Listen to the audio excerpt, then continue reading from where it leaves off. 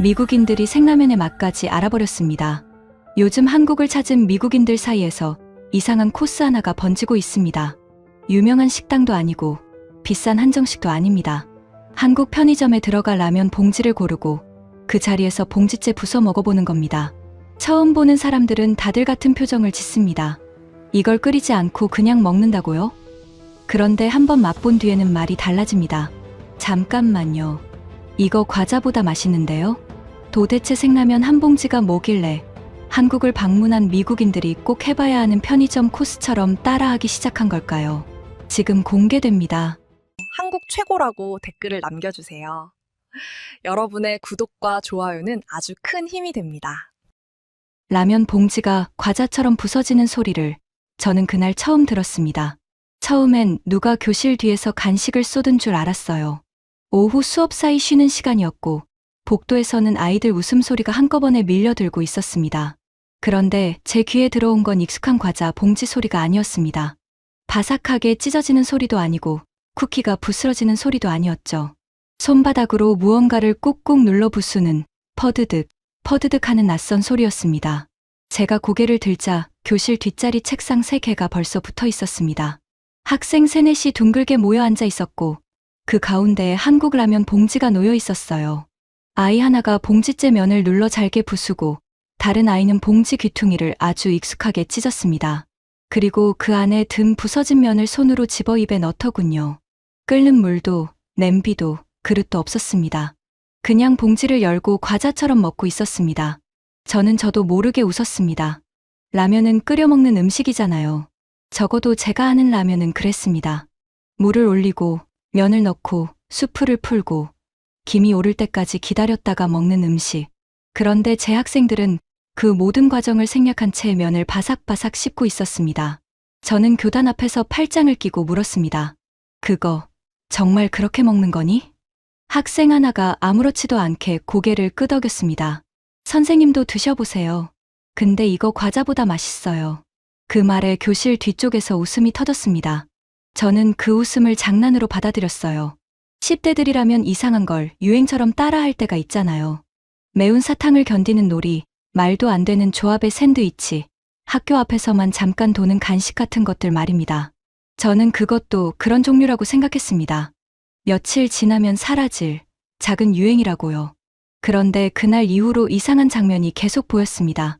수업이 끝난 뒤 교실 쓰레기통을 확인하면 과자 봉지 사이에 한국 라면 봉지가 한두 개씩 섞여 있었습니다. 처음에는 우연이라고 생각했죠. 그런데 다음 날도 그 다음 날도 봉지는 또 나왔습니다. 어떤 날은 과자 봉지보다 라면 봉지가 더 많았습니다. 사물함 옆 바닥에도 책상 서랍 틈에도 복도 선반 위에도 아직 뜯지 않은 봉지가 놓여 있었어요. 아이들은 그걸 특별한 음식처럼 숨기지도 않았습니다. 마치 감자칩 한 봉지 꺼내듯 자연스럽게 가방에서 꺼냈습니다. 교사로서 저는 그런 반복을 그냥 지나치지 못했습니다. 학생들이 뭘 먹는지, 왜 그걸 그렇게 좋아하는지, 혹시 점심을 거르지는 않는지 신경이 쓰였죠. 하지만 아이들은 제 걱정을 전혀 이해하지 못하는 얼굴이었습니다. 그들에게는 이상한 행동이 아니라 이미 익숙한 간식이었던 겁니다. 가장 이상했던 건 제 딸 에밀리였습니다. 에밀리는 한국 교류학습에 함께 가는 학생들 중 한 명이었고 집에서는 제 딸이지만 학교에서는 제 학생이기도 했습니다. 어느 날 저녁 에밀리가 학교 가방을 식탁 위에 내려놓더니 그 안에서 같은 한국 라면 봉지를 꺼냈습니다. 저는 반사적으로 물었습니다. 그거 끓이려고? 에밀리는 대답 대신 봉지를 손바닥으로 눌렀습니다. 퍼드드. 며칠 동안 교실에서 듣던 그 소리가 우리 집 식탁 위에서 다시 났습니다. 저는 잠시 말을 잃었습니다. 학생들이 그러는 건 그냥 유행이라고 넘길 수 있었는데 제 딸까지 같은 방식으로 먹는 걸 보니 이상하게 마음이 걸렸습니다. 에밀리는 봉지 귀퉁이를 뜯으며 태연하게 말했습니다. 아빠, 이거 과자보다 맛있어요. 그 말을 듣는 순간 저는 웃었지만 속으로는 선을 그었습니다. 그래, 아이들 입맛에는 그럴 수 있겠지. 하지만 그건 어디까지나 간식일 뿐이다. 라면은 제대로 끓여 먹어야 하고 여행 중에는 더더욱 끼니를 장난처럼 넘기면 안 된다. 저는 그렇게 생각했습니다. 특히 며칠 뒤면 제가 이 아이들을 데리고 한국으로 가야 했습니다. 낯선 나라에서 학생들을 인솔하는 일은 작은 습관 하나까지 신경 써야 하는 일이었습니다. 그래서 한국 수학여행 준비 안내문을 만들던 날, 저는 안전수칙과 일정표 사이에 항목 하나를 새로 적었습니다. 간식으로 식사를 대신하지 말 것. 그 문장을 쓰면서도 저는 제가 아주 당연한 일을 한다고 믿었습니다. 아이들이 한국까지 가서 라면 봉지를 과자처럼 부숴 먹으며 끼니를 때우면 곤란하다고 생각했으니까요. 안내문을 출력해 학생들에게 나눠주던 날, 에밀리가 그 항목을 보더니 작게 웃었습니다. 저는 왜 웃는지 몰랐습니다. 딸이 이미 무엇을 알고 있는지도 몰랐고요. 그때의 저는 아직 몰랐습니다. 제가 장난이라고 여긴 그 라면 봉지 하나가 한국에 도착한 첫날 밤 제 발걸음을 편의점 앞에서 멈춰 세우게 될 줄은요. 인천공항에 내렸을 때 시간은 저녁 6시를 넘기고 있었습니다. 비행기 안에서 이미 12시간을 보낸 아이들은 그래도 제법 활기찼어요. 저는 속으로 계속 계산을 하고 있었습니다. 공항에서 버스를 타고 숙소까지 1시간 반. 체크인하고 짐 풀고 씻기면 밤 10시. 그러면 딱 맞게 잘 수 있다. 제 머릿속 일정표는 그렇게 단순했습니다. 아이들이 피곤하다고 투덜대면 물 한 병 사주고 숙소에서 간단히 간식만 먹인 뒤 방으로 올려보내면 된다고 생각했죠. 버스 창밖으로 서울 야경이 펼쳐졌습니다. 높은 건물들 사이사이로 간판 불빛이 촘촘하게 박혀 있었고 도로는 생각보다 조용하고 반듯했습니다. 저도 모르게 눈이 조금 커졌어요. 처음 보는 도시였지만 어수선하다는 느낌보다 정돈돼 있다는 느낌이 먼저 왔습니다. 아이들도 창문에 이마를 대고 밖을 보고 있었어요. 누군가는 휴대전화로 영상을 찍었고 누군가는 작은 목소리로 진짜 한국이다 하고 말했습니다. 숙소에 도착하자마자 저는 학생들을 로비 한쪽에 모아 세웠습니다. 방 배정하고 짐 올리고 씻고 10시엔 방에 있어야 한다. 그게 제가 공지한 순서였어요. 아이들은 고개를 끄덕였지만 저는 그 끄덕임이 얼마나 짧게 유효한지 10년 넘게 교사 생활을 하며 잘 알고 있었습니다. 여행 첫날 밤에 학생들은 피곤한 것보다 들뜬 마음이 더 컸으니까요. 아니나 다를까 로비에서 짐을 맡기고 돌아서는 순간 아이들 시선이 동시에 한 방향으로 쏠렸습니다. 숙소 바로 옆 유리벽 안으로 형광등이 환하게 켜진 편의점이 있었어요. 간판 아래는 늦은 시간인데도 나처럼 밝았습니다. 자동문이 열릴 때마다 안쪽에 흰 불빛과 따뜻한 김 같은 공기가 잠깐씩 밖으로 흘러나왔습니다. 학생 몇이 슬금슬금 걸음을 늦추더니 제 눈치를 보며 한마디씩 던지기 시작했어요. 선생님, 딱 10분만요. 씻기 전에 뭐 좀 사면 안 돼요? 저는 망설였습니다. 기내식도 먹었고 숙소에 도착하면 간단한 간식이 준비돼 있다고 안내받은 터였거든요. 제가 준비한 일정표에는 편의점이라는 단어가 없었습니다. 그래도 아이들 얼굴을 보니 딱히 막을 명분도 없었어요. 낯선 나라 첫날 밤에 숙소 옆하게 잠깐 들어가 보는 정도라면 괜찮겠지 싶었습니다. 저는 손목시계를 보며 말했습니다. 10시 전에는 무조건 돌아온다. 그리고 간식으로 저녁 대신하면 안 된다. 그 말을 하면서도 저는 미국에서 적어온 그 항목을 떠올렸습니다. 간식으로 식사를 대신하지 말 것. 제가 보기에는 아주 당연한 말이었죠. 그런데 아이들이 편의점 문을 열고 들어가자마자 예상과 다른 일이 벌어졌습니다. 과자 코너를 지나쳤어요. 감자칩도, 쿠키도, 초콜릿도 아니었습니다.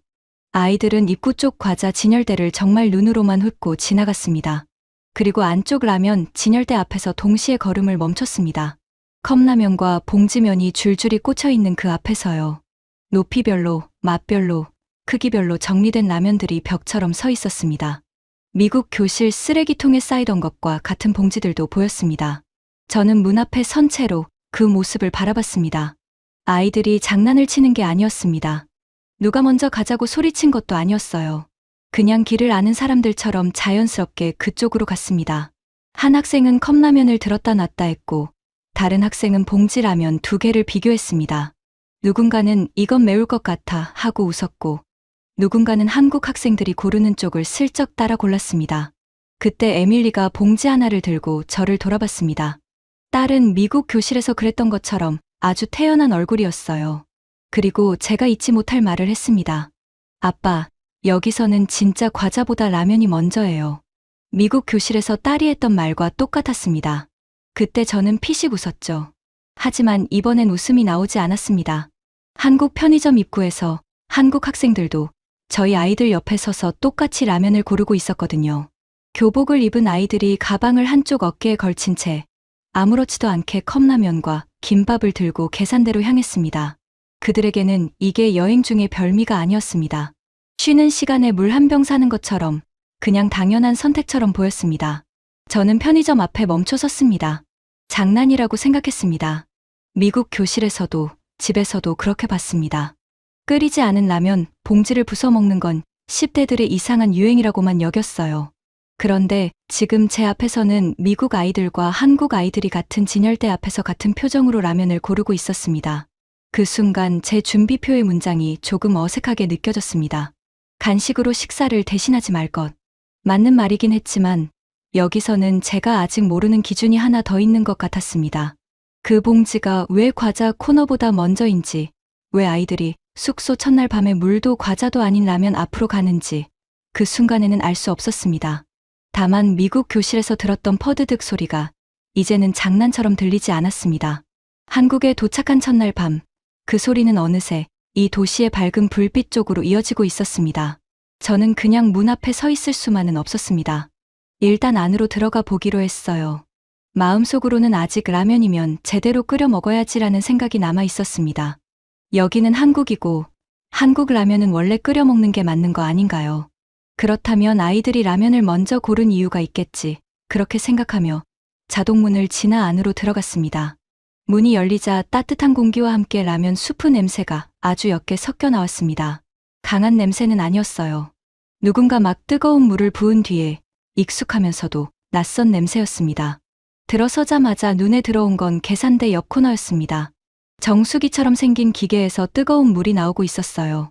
학생 하나가 컵라면 뚜껑을 반쯤 뜯어 그 앞에 서더니 손잡이를 눌러 뜨거운 물을 부었습니다. 물이 컵 안으로 떨어지는 동안 아이는 뒤를 돌아 친구에게 웃으며 말했습니다. 선까지 넣으면 되는 거 맞지?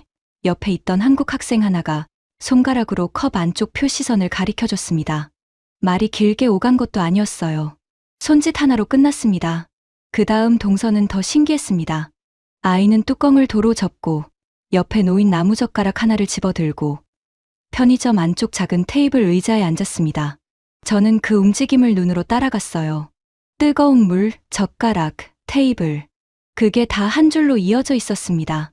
누가 안내판을 들고 설명해주지 않아도 처음 온 아이들이 따라 할 수 있을 만큼 위치가 자연스러웠습니다. 다른 학생은 냉장 진열대 앞에서 삼각형 모양의 음식을 들고 있었습니다. 에밀리에게 물었더니 삼각김밥이라고 했어요. 포장지 당기는 방법이 조금 복잡해 보여서 제가 도와주려고 했는데 옆 친구가 먼저 손을 뻗었습니다. 여기 먼저 당기고 양쪽을 빼면 돼. 아이는 그 설명을 듣고 금방 포장을 벗겼습니다. 그 옆에 있던 학생은 긴 롤 형태의 김밥을 집었습니다. 접시도 필요 없고 포크도 필요 없고 손에 들고 먹기 좋게 되어 있었습니다. 에밀리는 역시 생라면 봉지를 들고 있었습니다. 이번엔 혼자 먹지 않고 옆 친구 셋이랑 봉지를 가운데 두고 조금씩 나눠 먹었어요. 손으로 막 흘리며 먹는 것도 아니었습니다. 부순 면을 조심스럽게 짚고 봉지를 접어 테이블 한가운데 두고 다 먹은 포장지는 한쪽에 모았습니다. 저는 그 모습을 보며 미국 교실의 쓰레기통을 떠올렸습니다. 그때는 봉지만 보였어요. 그런데 여기서는 봉지 앞뒤의 과정이 보였습니다. 고르고, 뜯고, 나누고, 먹고, 정리하는 흐름 말입니다. 저는 천천히 편의점 안쪽을 둘러봤습니다. 전자레인지가 한 대 있었습니다.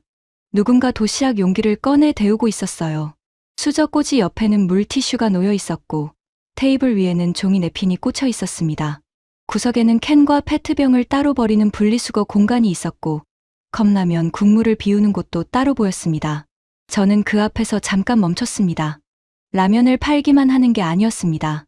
먹고 난 뒤까지 생각해둔 공간이었습니다. 이건 그냥 물건 파는 가게가 아니었습니다. 제가 아는 편의점은 계산하고 나오는 곳이었습니다. 미국에서도 편의점에 들어가면 계산대 앞에 서서 물건 값 내고 봉투 들고 차로 돌아오는 게 전부였어요. 밤늦게 오래 앉아 있는 공간이라고 생각한 적은 거의 없었습니다. 그런데 여기서는 달랐습니다. 학생들이 들어온 지 5분도 안 돼서 물을 붓고 뚜껑을 덮고 옆에 앉고 김밥을 뜯고 먹고 난 포장지를 따로 모았습니다. 그 모든 과정이 너무 조용하고 익숙하게 이어졌습니다. 저는 계산대 근처에서 직원의 표정도 살폈습니다. 아이들이 테이블에 앉아 컵라면을 먹는데도 누구 하나 귀찮아하는 기색이 없었습니다. 당연히 그러라고 만들어진 자리처럼 보였어요. 그것도 제겐 낯설었습니다. 학생들이 가게 안에서 무언가를 먹으면 눈치를 봐야 할 것 같았는데 여기는 오히려 그 행동을 받아줄 준비가 되어 있었습니다. 그때 저는 숙소에서 준비해뒀다는 간식 이야기를 꺼내려다 그만뒀습니다. 올라가서 씻으라는 말도 어차피 아직 배고프지 않을 거라는 말도 접었습니다. 아이들이 불편해 보이지 않았거든요. 오히려 여기가 훨씬 자연스러워 보였습니다. 긴 비행 뒤 낯선 도시에서 아이들은 큰 식당보다 이 작은 편의점에서 먼저 긴장을 풀고 있었습니다. 그런데 그게 오히려 저를 불편하게 만들었습니다. 편의점이 이렇게 돌아가는 곳이라면 먹는 것 말고도 이 아이들이 밤사이 뭔가 필요해질 때 여기로 먼저 올 수 있겠다는 생각이 들었습니다. 물 한 병, 따뜻한 음료, 휴지, 밴드, 충전 케이블, 비가 오면 우산 같은 것들 말입니다. 저는 인솔 교사로서 미리 챙겨온 가방이 있었습니다. 비상약도 넣었고 학생 명단도 넣었고 혹시 몰라 여분의 물티슈도 챙겼습니다. 그런데 이 작은 가게가 제 가방보다 더 많은 상황을 조용히 받아줄 수 있다면 제가 세운 계획 자체가 달라지는 거였습니다. 저는 뜨거운 물 기계 옆에서 잠시 아무 말도 하지 못했습니다. 라면 한 컵을 먹는 장면이라고 생각했는데 보고 있는 건 그보다 훨씬 컸습니다. 늦은 밤에도 불이 켜져 있고 학생들이 앉을 자리가 있고 먹을 것과 정리할 곳이 같은 동선 안에 있는 공간. 그걸 보자 마음 한쪽이 불안한 것도 같고 동시에 이상하게 놓이는 것도 같았습니다. 편의점에서 나오려고 문을 열었을 때였습니다. 조금 전까지 멀쩡하던 하늘에서 갑자기 비가 쏟아지기 시작했어요. 한국의 밤거리는 여전히 밝았지만 유리문 밖 보도 위로 빗물이 사선으로 번졌습니다. 학생들은 자동문 앞에서 한꺼번에 멈췄습니다. 방금 전까지만 해도 컵라면 뚜껑을 들고 웃던 아이들이 이제는 손에 든 봉지와 가방을 품 안으로 끌어안고 있었죠. 저는 곧바로 시계를 봤습니다. 숙소까지는 걸어서 몇 분도 걸리지 않는 거리였습니다.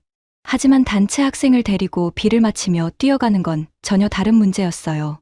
한국 첫날 밤부터 감기 걸린 학생이 나오면 안 됐습니다. 저는 로비에 맡겨둔 제 가방을 떠올렸습니다. 거기에는 비상약도 있고 여분 물티슈도 있고 작은 반창고도 있었습니다. 문제는 그 가방이 지금 제 손에 없다는 거였죠. 순간적으로는 근처 약국부터 찾아야 하나 생각했습니다.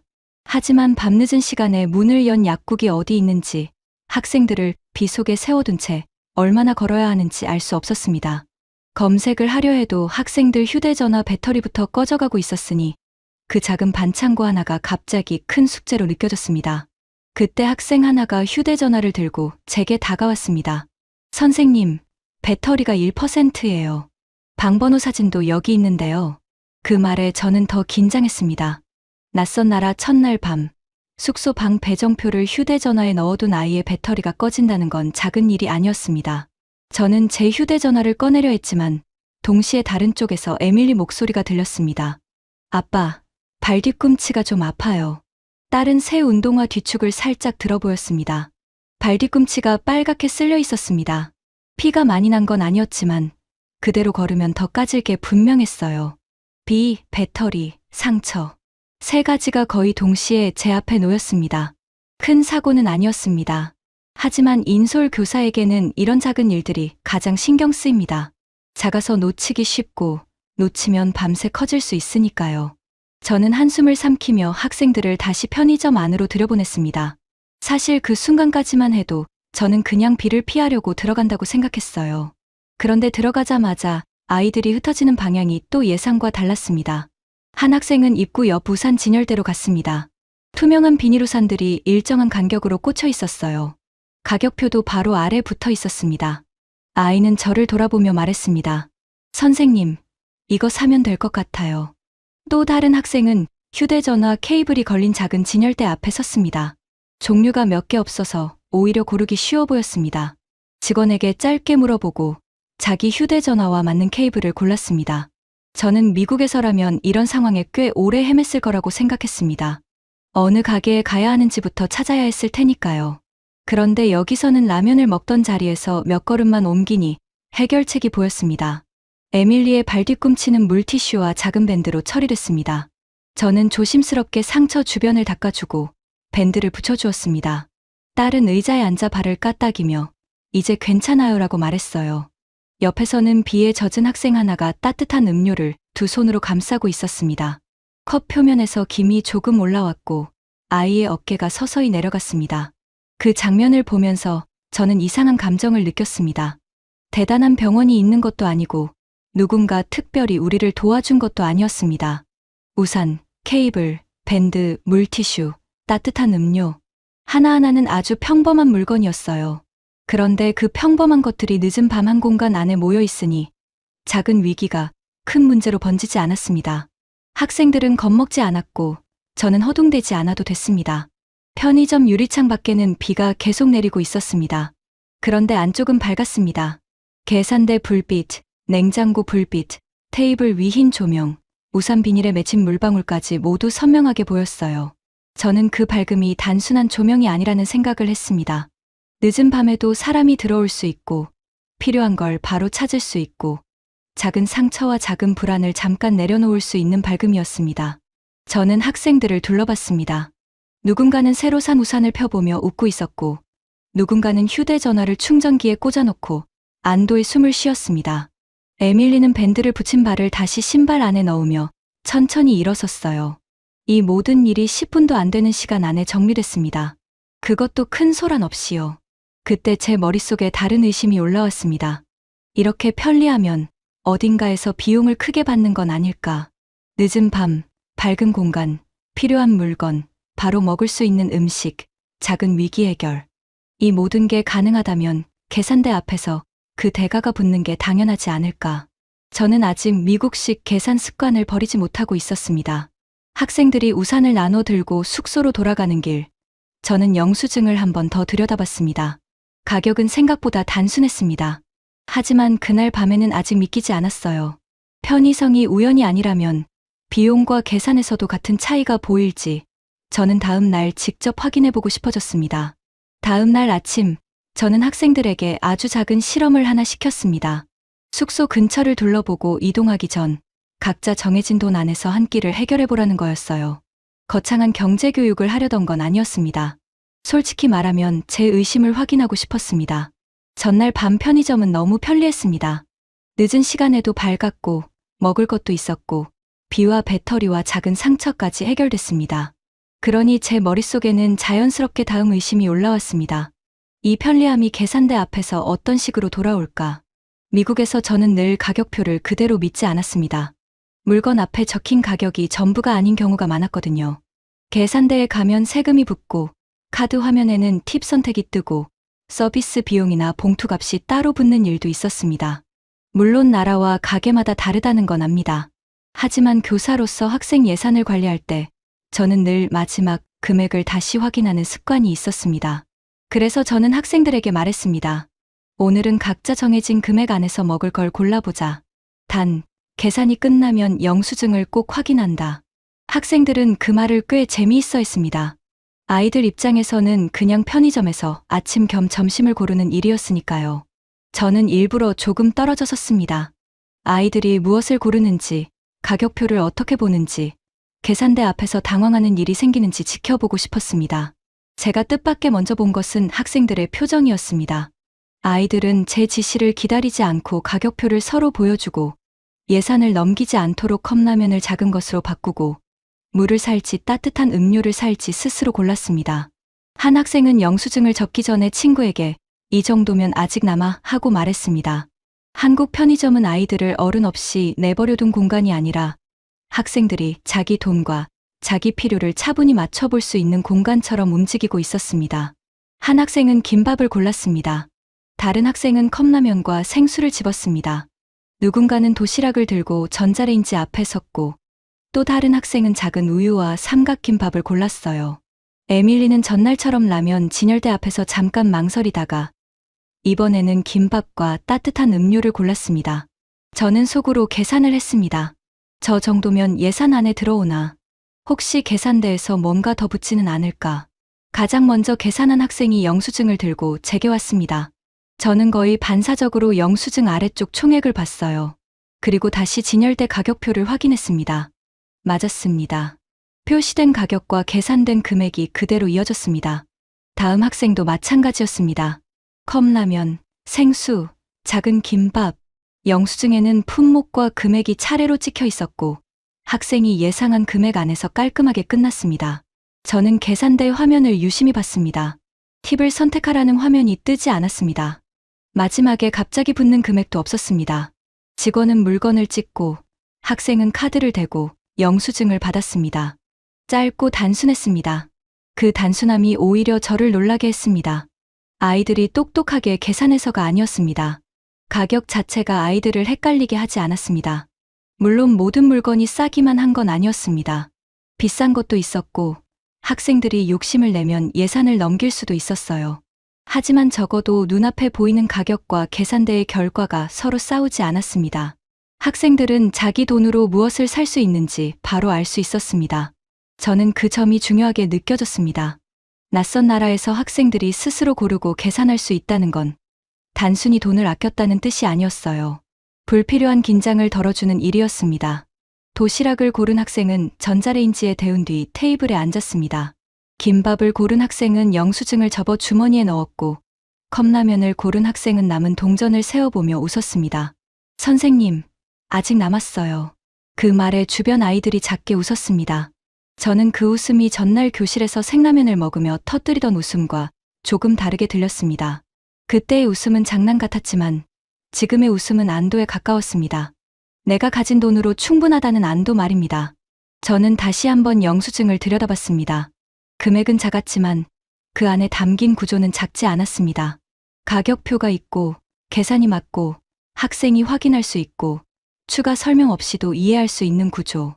저는 그제야 전날 밤의 편의성이 단순한 물건의 문제가 아니라는 걸 깨닫기 시작했습니다.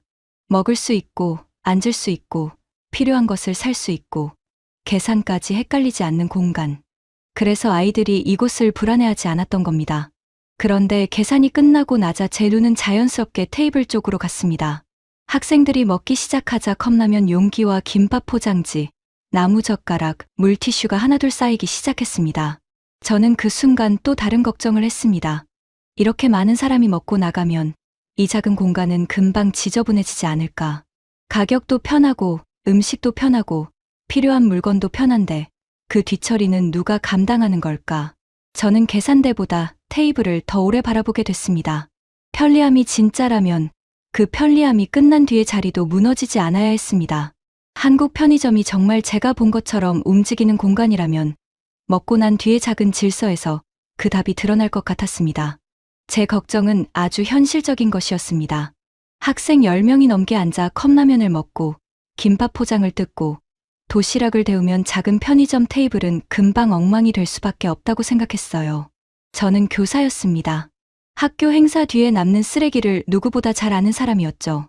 빈 음료수 병, 흘린 소스, 아무렇게나 버려진 종이컵. 학생들이 나쁘다는 뜻이 아닙니다. 단체가 움직이면 늘 뒤처리가 따라오고 그 뒤처리는 결국 어른 몫이 되는 경우가 많았습니다. 그래서 저는 학생들이 먹는 동안 계속 테이블 주변을 살폈습니다. 컵라면 용기 하나가 넘어지지는 않는지, 국물이 흘러내리지는 않는지, 포장지가 바닥에 떨어지지는 않는지. 저는 어느새 음식보다 테이블 위를 더 보고 있었어요. 전날 밤 편의점이 그렇게 완벽해 보였던 것도 먹고 난 뒤가 어지러워지면 금방 다른 그림이 될 수 있다고 생각했습니다. 그런데 제 시선이 옆자리로 옮겨간 순간 또 한 번 예상이 빗나갔습니다. 옆 테이블에 앉아있던 한국 손님 2명이 식사를 마치고 일어났습니다. 그들은 특별히 서두르지도 않았고 누가 지켜보는 것도 아니었습니다.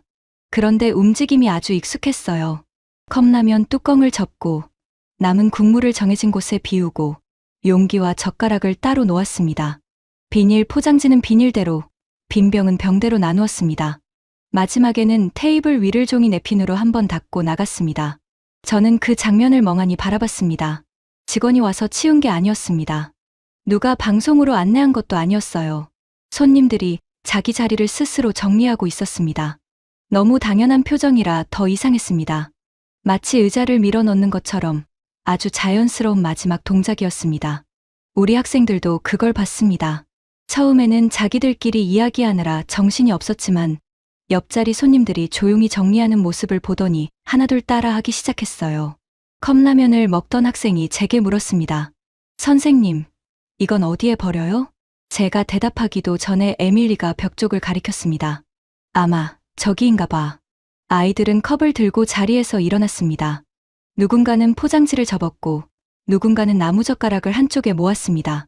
저는 순간적으로 내가 시킨 게 아닌데 라는 생각을 했습니다.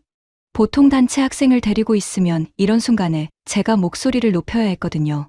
버릴 것 정리해라, 테이블 닦아라, 바닥 확인해라. 그런데 이번에는 제 말이 나오기도 전에 공간이 먼저 아이들을 가르치고 있었습니다. 물론 아이들이 한 번에 완벽하게 한 건 아니었습니다.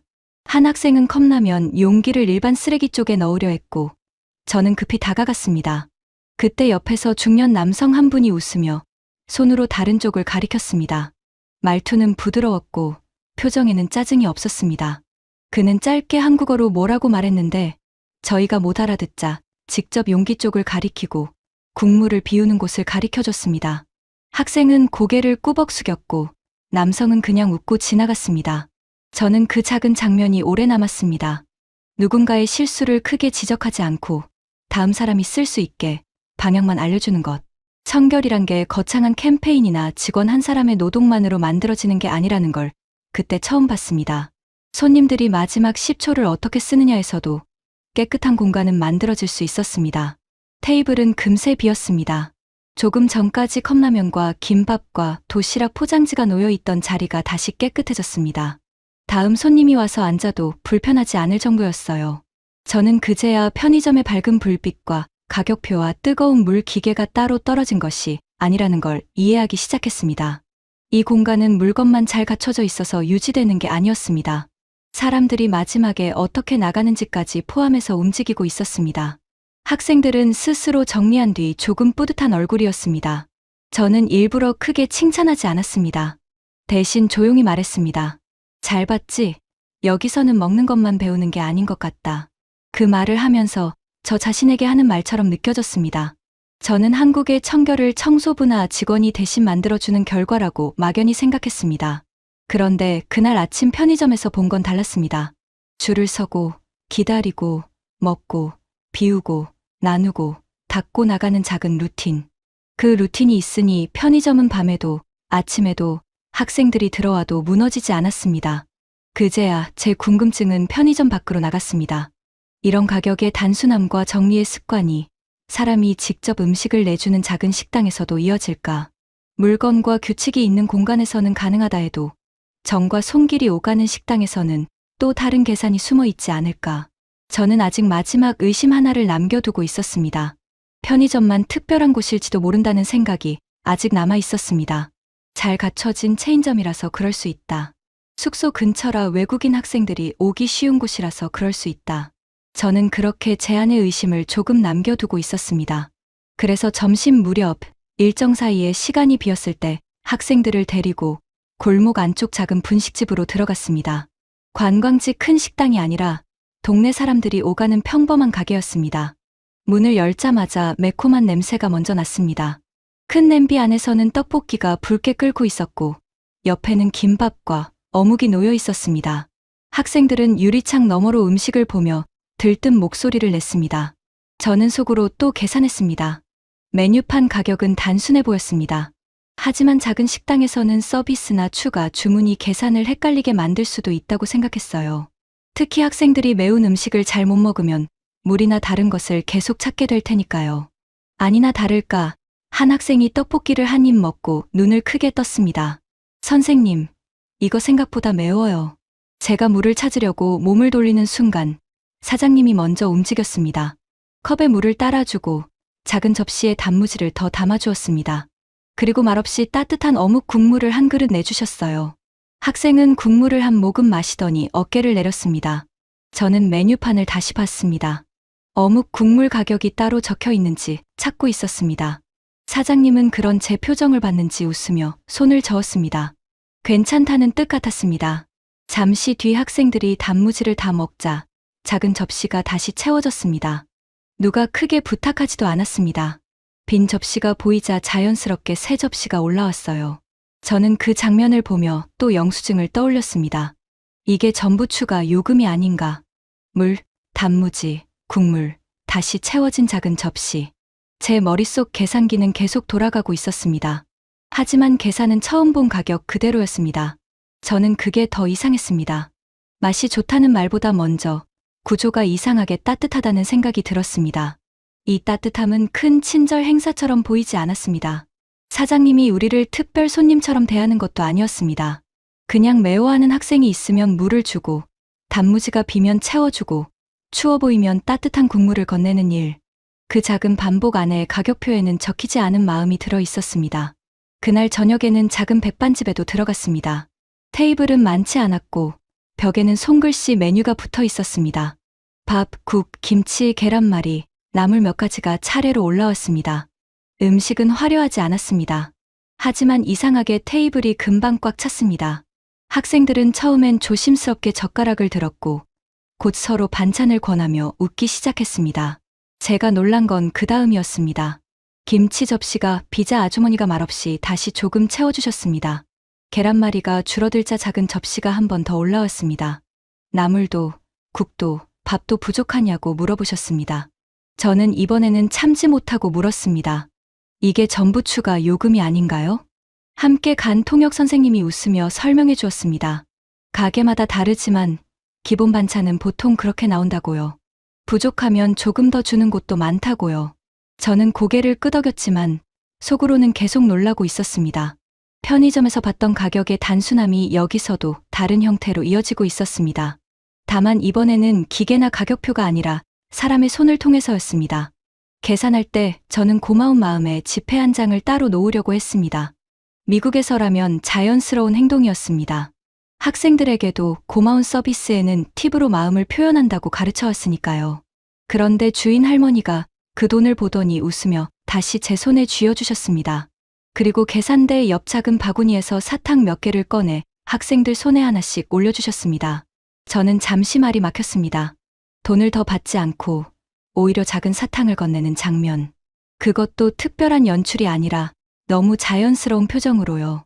학생들은 신기해하며 사탕을 손에 쥐었고 에밀리는 제 옆에서 작게 말했습니다. 아빠, 여긴 고맙다는 방식도 조금 다른 것 같아요. 저는 그 말에 바로 대답하지 못했습니다. 분식집의 어묵 국물, 단무지, 백반집의 김치와 계란말이와 나물, 돌려받은 팁, 학생들 손에 쥐어진 사탕. 그 모든 게 한 줄로 이어졌습니다. 한국의 소박한 음식은 맛만으로 기억되는 게 아니었습니다. 가격표 안에 들어있는 안정감, 가격표 밖에서 조용히 건네지는 정, 그리고 고마움을 돈으로만 계산하지 않는 방식이 함께 있었습니다. 그날 밤 숙소로 돌아오며 저는 처음으로 인정했습니다. 제가 한국에서 본 건 간식 유행이 아니었습니다. 생라면 하나로 시작된 의심이 편의점의 불빛과 가격표와 정리 습관을 지나 작은 식당의 국물과 반찬과 사탕까지 이어지고 있었습니다. 이 경험은 여행 감상으로 끝날 일이 아니었습니다. 제가 무엇을 가르쳤는가 보다 먼저 한국의 생활 공간이 학생들을 어떻게 받쳐주었는지를 기록해야 할 일이었습니다. 그래도 제 안에는 마지막으로 확인하고 싶은 것이 남아 있었습니다. 편의점 한 번, 분식집 한 번, 백반집 한 번의 좋은 기억으로 끝내기에는 너무 쉽게 놀란 것 같았기 때문입니다. 그래서 다음 날 저는 학생들에게 하루 예산표를 나눠주었습니다. 아침은 숙소 근처 편의점에서 해결하고, 낮에는 대중교통을 타고 이동하고, 중간에 필요한 생활용품이 생기면 직접 찾아보고, 저녁은 작은 식당에서 먹어보자는 계획이었습니다. 아이들은 생각보다 진지했습니다. 누군가는 아침에 컵라면 대신 김밥과 생수를 골랐고, 누군가는 전날 산 충전 케이블을 가방 앞주머니에 넣었습니다. 에밀리는 발 뒤꿈치에 붙일 여분 밴드를 하나 더 샀습니다. 저는 그 모습을 보며 조용히 놀랐습니다. 전날까지만 해도 제가 챙겨야 한다고 생각했던 것들을 아이들이 스스로 자기 하루 안에 넣기 시작했기 때문입니다. 대중교통을 타러 가는 길에도 비슷했습니다. 학생들은 편의점에서 산 투명 우산을 접어 한 손에 모아들었고, 교통카드 잔액을 확인하고, 길을 건널 때는 한국 사람들 흐름을 보며 차례를 기다렸습니다. 누가 크게 훈계한 적이 없었습니다. 밝은 가게, 보이는 가격, 정해진 줄, 정리된 거리, 그런 것들이 아이들의 행동을 조금씩 차분하게 만들고 있었습니다. 점심때 한 학생이 말했습니다.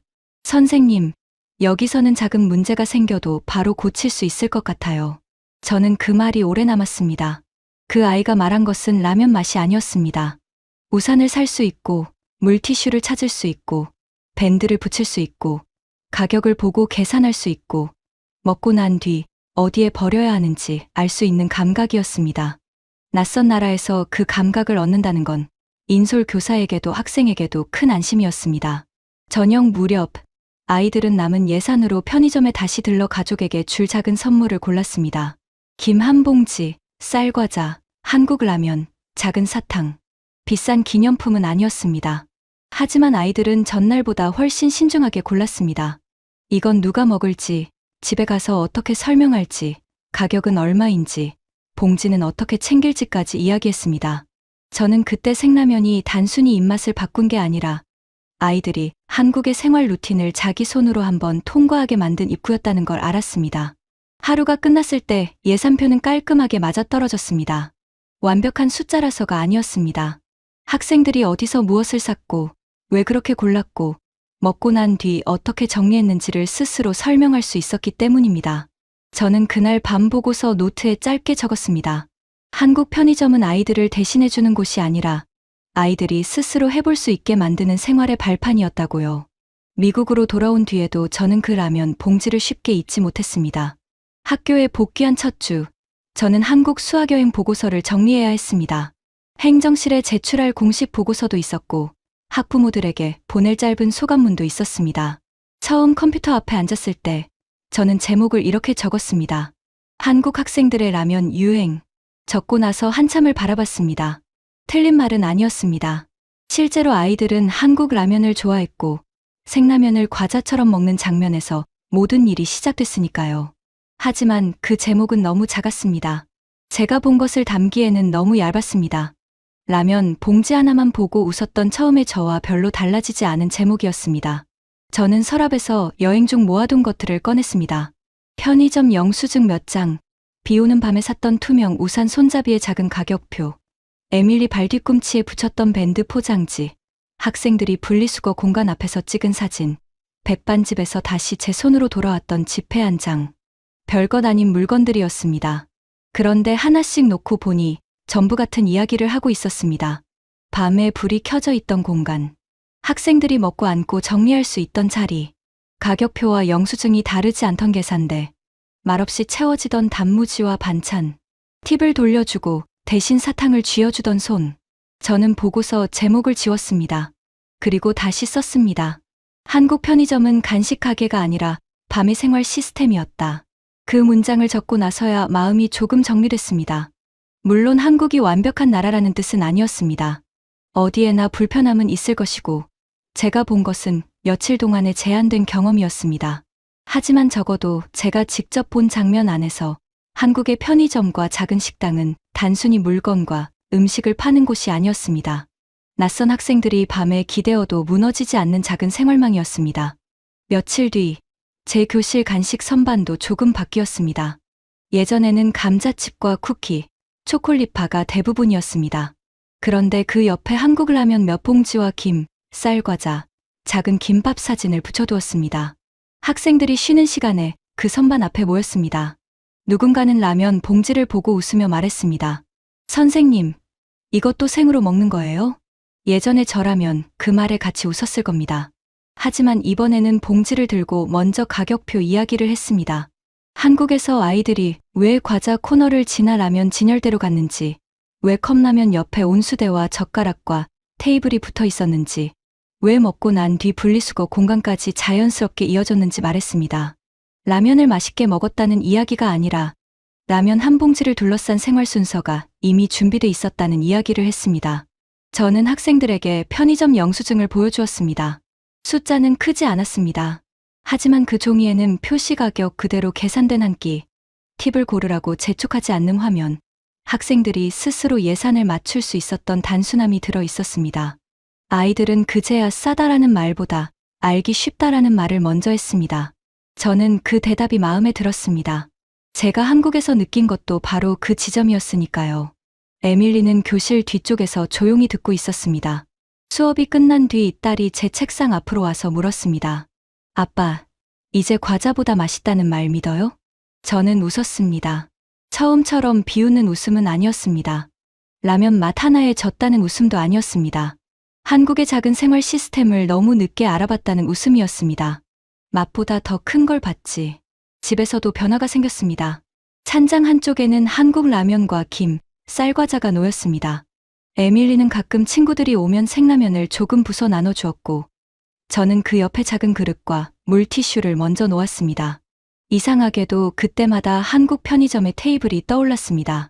먹는 일은 입에서 끝나는 게 아니라 나누고 닫고 정리하는 마지막 손동작까지 이어진다는 걸 그곳에서 보았기 때문입니다. 미국 편의점에 들어갈 때도 눈이 달라졌습니다. 저는 이제 물건이 많은지만 보지 않았습니다. 늦은 밤 누군가가 들어왔을 때 앉을 자리가 있는지, 아이가 가격을 보고 스스로 계산할 수 있는지, 작은 상처가 났을 때 밴드를 찾을 수 있는지, 비가 오면 우산을 살 수 있는지, 먹고 난 뒤 정리할 곳이 있는지부터 보게 됐습니다. 한국에서 본 기준이 제 안에 남아 있었기 때문입니다. 그리고 저는 다음 수학여행 준비표에서도 그 문장을 지웠습니다. 간식으로 식사를 대신하지 말 것. 그 말이 완전히 틀렸다는 뜻은 아니었습니다. 다만 이제는 그 아래에 한 줄을 더 적었습니다. 낯선 음식을 볼 때는 먼저 물어볼 것. 그 음식이 어디에서, 누구와, 어떤 생활 속에서 먹히는지부터 볼 것. 처음엔 장난처럼 보였던 생라면 한 봉지가 제게는 한국의 생활 방식을 다시 보게 만든 첫 조각이었습니다. 그 조각을 따라가다 보니 과자보다 라면을 먼저 고르는 아이들의 마음만 보인 것이 아니었습니다. 밤에도 켜져 있는 편의점의 불빛, 표시된 가격 그대로 끝나는 계산, 스스로 정리하는 손님들, 말없이 채워지는 단무지와 반찬, 팁을 돌려주고 사탕을 쥐어주던 작은 점까지 보였습니다. 그래서 저는 아직도 그 라면 봉지를 그냥 간식이라고 부르지 못합니다. 그 봉지는 한국의 밤을, 한국의 질서를, 한국 사람들이 서로를 조금 덜 불편하게 해주는 방식을 제게 보여준 첫문이었습니다. 과자보다 맛있다는 아이들의 말은 틀리지 않았습니다. 하지만 그보다 더 놀라운 것은 그 맛 뒤에 한국의 생활이 조용히 버티고 있었다는 사실이었습니다.